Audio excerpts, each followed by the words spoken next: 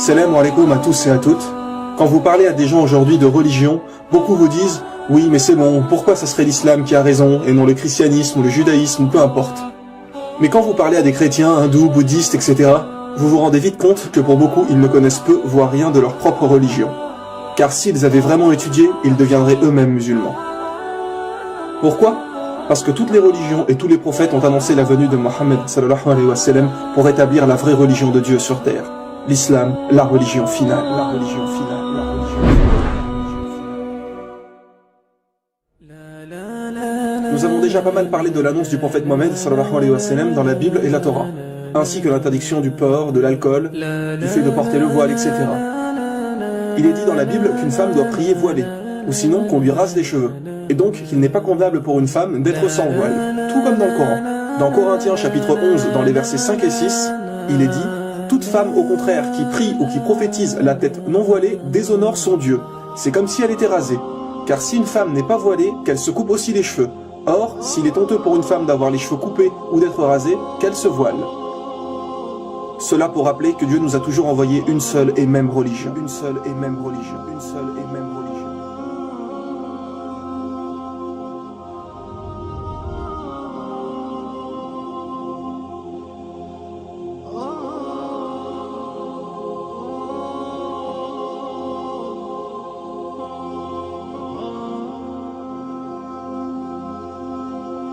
Et comme il avait été dit dans la saison 2, pour toutes les grandes religions, elles portent le nom d'un peuple ou de quelqu'un, sauf l'islam.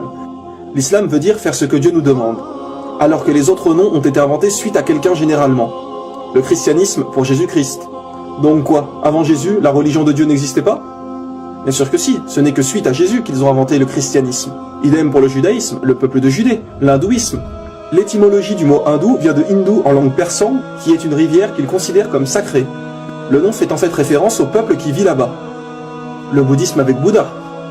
Le prophète Bouddha, qui en réalité s'appelait Gautama, n'a été appelé Bouddha qu'après sa révélation. Car Bouddha veut dire recevoir une révélation, un éveil. Et aujourd'hui, tout le monde vénère des statues de Bouddha, alors que celui-ci n'a jamais réclamé la divinité.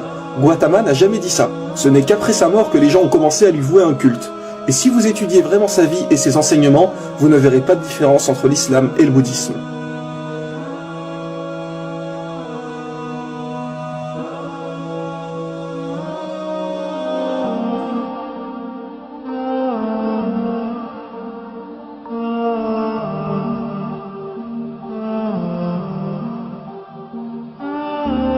Attention, nous ne disons pas que Bouddha était forcément un prophète d'Allah, car aucun verset du Coran ou hadith mentionne son nom comme prophète.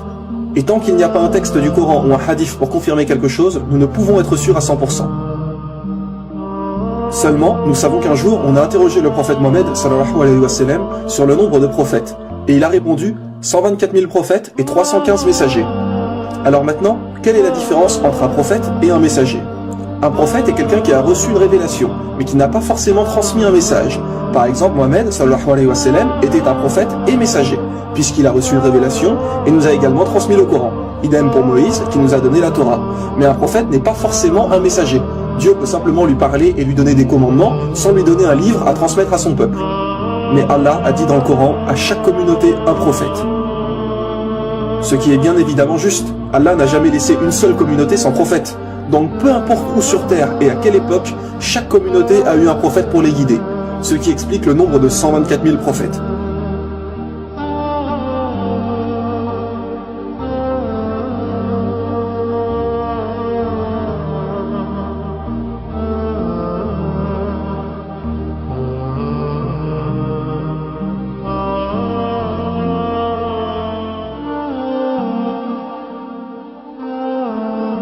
Donc, il est tout à fait possible que Bouddha était un prophète. Dans les livres hindous, il est également dit qu'il n'y a qu'un Dieu unique.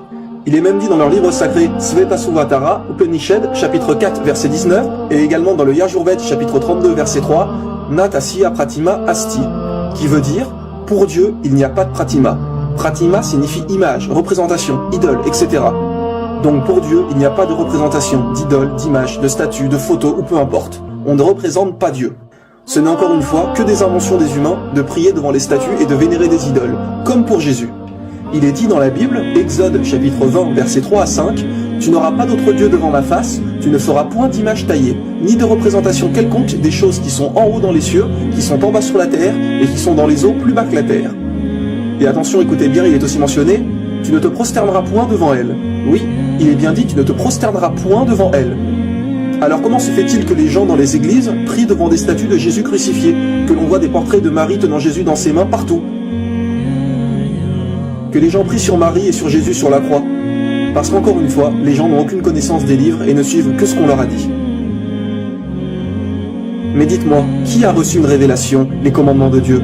Ce sont les prophètes. Alors ce sont les enseignements des prophètes qu'il faut suivre, et non tout et n'importe quoi. Les gens prennent des statues pour des dieux. Imaginez si la statue tombe et se casse. Alors ça y est, Dieu est mort? Un peu de logique, voyons. Il n'y a qu'un seul Dieu, qu'un seul message. Il n'y a qu'un seul Dieu, qu'un seul message. Il n'y a qu'un seul Dieu, qu'un seul message. La venue du prophète Mohammed, sallallahu alayhi wa sallam, est également mentionnée dans les livres hindous. Oui, mes frères et sœurs. Il est dit dans les Védas, le livre sacré des hindous, en Kalki Purana, chapitre 2, versets 5, 7, 9 et 15, et donc à 4 reprises, la venue du prophète Mohammed, sallallahu alayhi wa sallam. Il est dit que le Kalki Avatar viendra. En français, Kalki Avatar veut dire messager. Donc, on annonce la venue d'un prophète. Et que ce Kalki Avatar sera le dernier des prophètes et qui guidera toute l'humanité. Tiens donc, quel prophète a bien expliqué être le dernier et guide pour l'humanité?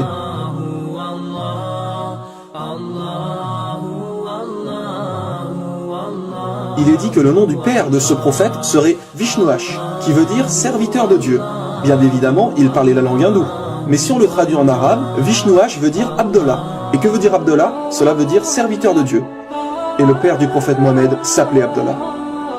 Il est également dit dans le livre des hindous que le nom de la mère de ce prophète est Sumati, qui veut dire en français paix et sérénité. Si on traduit Sumati en arabe, cela veut dire Amina. Et tiens donc, comme par hasard, comment s'appelait la mère du prophète Mohammed, sallallahu alayhi wa sallam? Elle s'appelait Amina. Il est aussi dit qu'il recevra sa première révélation dans une grotte. Le prophète Mohammed a reçu la révélation dans la grotte du mont Hira.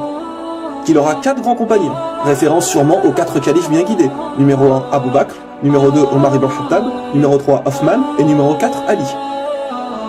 Et il y a encore de nombreuses descriptions de ce dernier prophète, de comment il vivait, ce qu'il mangeait, etc. Comme par exemple, il est dit qu'il mangeait des dattes et des olives, nourriture plus que courante à l'époque du prophète Mohammed en Arabie Saoudite. Il est dit que celui-ci sera né dans une noble et respectée dynastie de son pays, et nous savons qu'il est de la famille des dirigeants de la Mecque qui sont les Quraysh.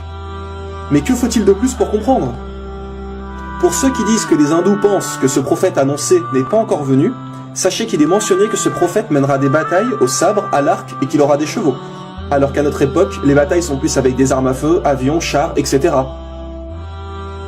Alors mes frères et sœurs, vraiment, que faut-il de plus pour comprendre? Mohammed sallallahu alayhi wa sallam a été annoncé, et il faut le suivre.